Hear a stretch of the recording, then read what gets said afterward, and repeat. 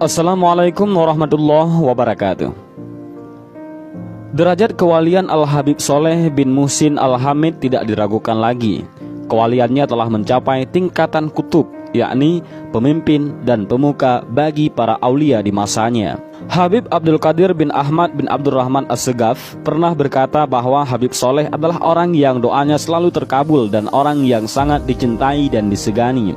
Dari banyak referensi tentang karamah beliau, di sini kami mengambil kisahnya dari manaqib Habib Soleh bin Muhsin Al-Hamid yang ditulis oleh Sohibul Fadilah Sayyidi Al-Habib Muhammad Rafiq Al-Kaf. Dalam manaqib tersebut dikisahkan beberapa karamah dan perjalanan dakwah Habib Soleh bin Muhsin Al-Hamid. Habib Soleh lahir di Korbah Bakarman, Wadi Ahmad, sebuah desa di Hadramaut, Yaman, pada tahun 1313 Hijriah. Ayah beliau adalah Habib Muhsin bin Ahmad Al-Hamid, terkenal dengan sebutan Al-Bakri Al-Hamid, ulama yang sangat dihormati. Ibundanya seorang wanita solehah yang bernama Aisyah, dari keluarga Al-Abud Ba'umar, dari Masyayikh Al-Amudi.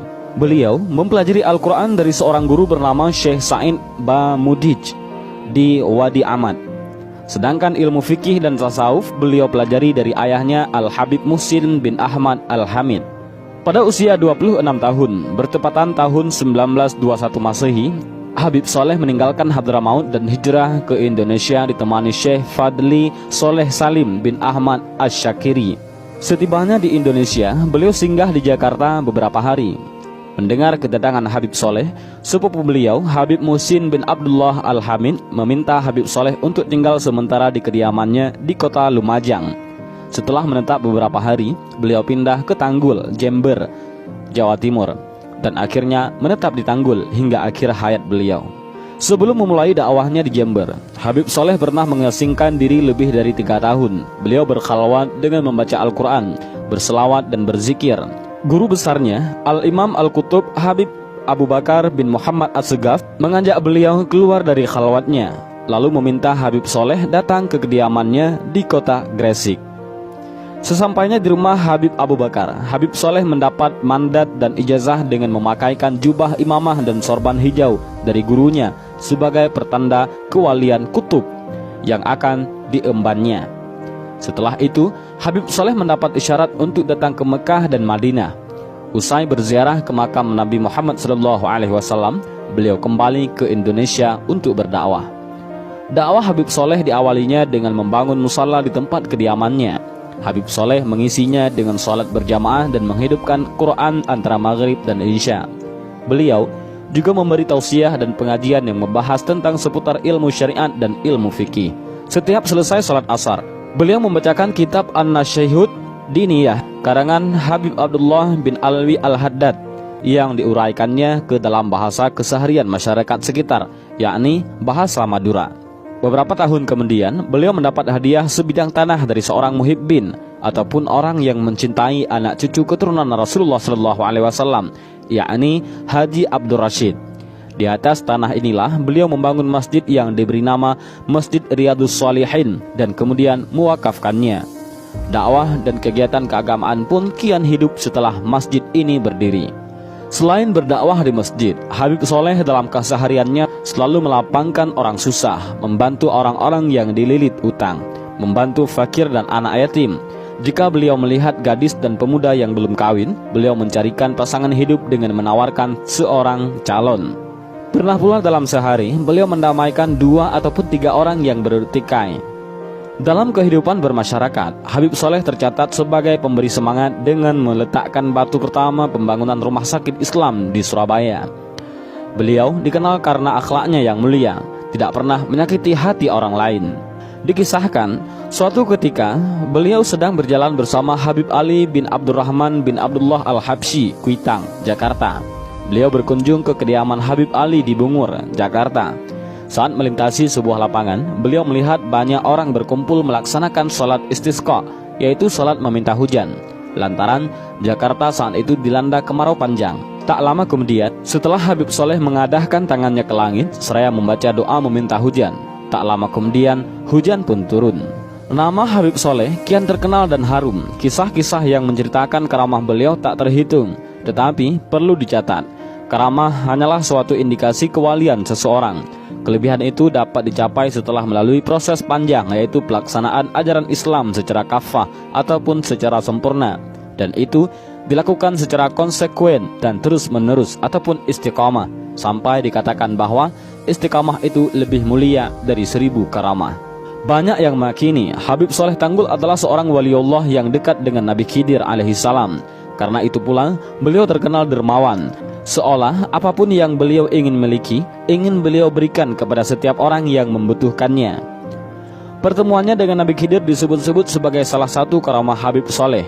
Kala itu layaknya pemuda keturunan Arab lainnya, orang masih memanggilnya Yik, kependekan dari kata Sayyid, yang artinya tuan, sebuah gelar untuk keturunan Rasulullah. Suatu ketika Yik Soleh sedang menuju stasiun kereta api Tanggul yang letaknya tak jauh dari rumahnya. Tiba-tiba seorang pengemis datang meminta uang. Habib Soleh yang sebenarnya membawa 10 rupiah menjawab tidak ada, karena hanya itu yang dimiliki. Pengemis itu pun pergi, tetapi kemudian datang dan meminta uang lagi. Karena dijawab tidak ada, ia pergi lagi, tetapi lalu datang untuk ketiga kalinya.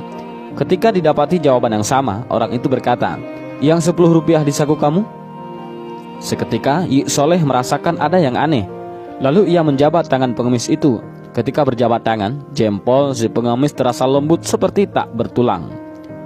Keadaan seperti itu menurut beberapa kitab klasik adalah ciri fisik Nabi Khidir.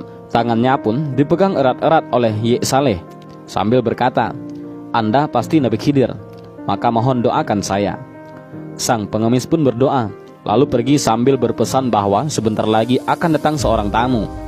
Tak lama kemudian, turun dari kereta api seorang berpakaian serba hitam meminta Yik Soleh menunjukkan rumah Habib Soleh. Karena tidak ada yang nama Habib Soleh, dijawab tidaklah ada.